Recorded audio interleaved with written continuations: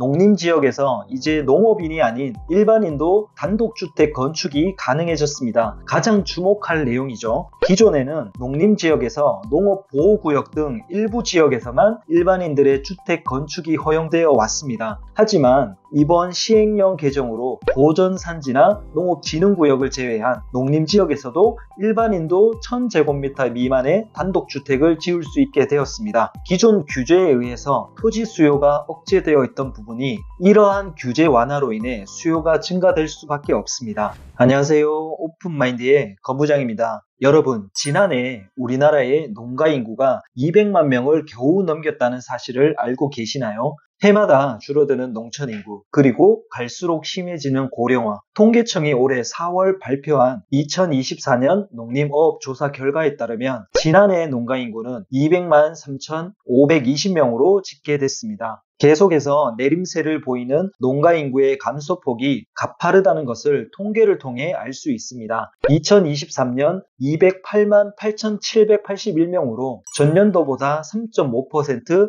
줄어든 데 이어서 이번 조사에선 감소폭이 4.1%로 벌어졌습니다. 이런 추세라면 올해 농가 인구는 200만 명 아래로 내려갈 가능성이 높아 보입니다. 더 심각한 건 고령화입니다. 전체 농가 인구 중 70세 이상이 무려 50.8%입니다. 하지만 이런 위기 속에서도 새로운 기회가 열리고 있습니다. 바로 최근 개정된 국토계획법 시행령 개정안과 연결된 농지법 관련 규제 완화 소식입니다. 이번 개정으로 농촌 땅의 활용도가 어떻게 달라지는지, 그리고 토지 투자자 입장에선 어떤 의미가 있는지 지금부터 알아보겠습니다. 6월에 나온 국토교통부의 보도자료를 보면 이번 개정안은 인구 감소로 침체된 농어촌 지역의 정주 여건을 개선하고 지역 경제에 활력을 불어넣기 위해 마련된 것이라고 합니다. 주요 개정 내용을 바로 살펴보도록 하겠습니다. 첫 번째, 농림지역에서 이제 농업인이 아닌 일반인도 단독주택 건축이 가능해졌습니다. 가장 주목할 내용이죠. 기존에는 농림지역에서 농업보호구역 등 일부 지역에서만 일반인들의 주택 건축이 허용되어 왔습니다. 하지만 이번 시행령 개정으로 보전산지나 농업진흥구역을 제외한 농림지역에서도 일반인도 1000제곱미터 미만의 단독주택을 지을 수 있게 되었습니다.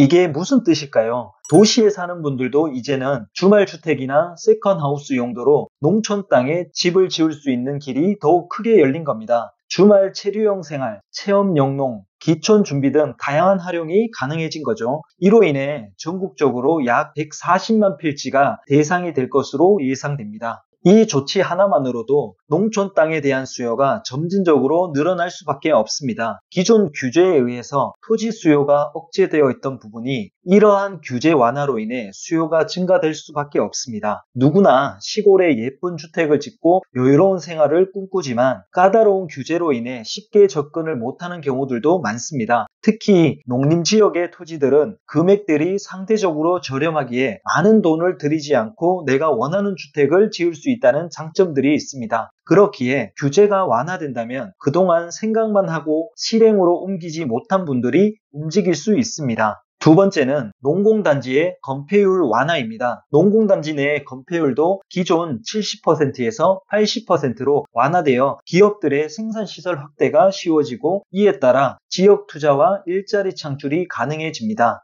이건 곧 주변 땅의 가치에도 영향을 준다는 뜻입니다. 다만 여기에는 조례로 정한 도로, 상하수도 등 확보 요건을 갖추거나 도시계획위원회 심의를 거친 경우라는 조건이 붙게 됩니다. 다음으로 세 번째는 보호취락지구의 신설입니다. 기존의 자연취락지구에서는 공장이나 대형 축사 같은 시설이 들어올 수 있었는데요. 이로 인해 주민들의 주거 환경이 냄새나 소음 등으로 악화될 수밖에 없는 측면이 있었습니다. 하지만 이제 보호취락지구가 새로 도입되면서 주거중심 마을에는 이런 시설이 제한되고 대신 자연체험장이나 관광휴게시설 같은 시설은 가능해집니다. 즉, 쾌적한 전원마을 분위기 속에서 관광 수익까지 기대할 수 있게 되는 겁니다. 마지막으로 개발행위의 규제가 완화됩니다. 행정이 간소화되는 것인데요. 기존에는 공작물의 철거나 재설치 시 허가가 필요했지만 이제는 일정 요건을 충족할 시 허가 없이도 가능해집니다.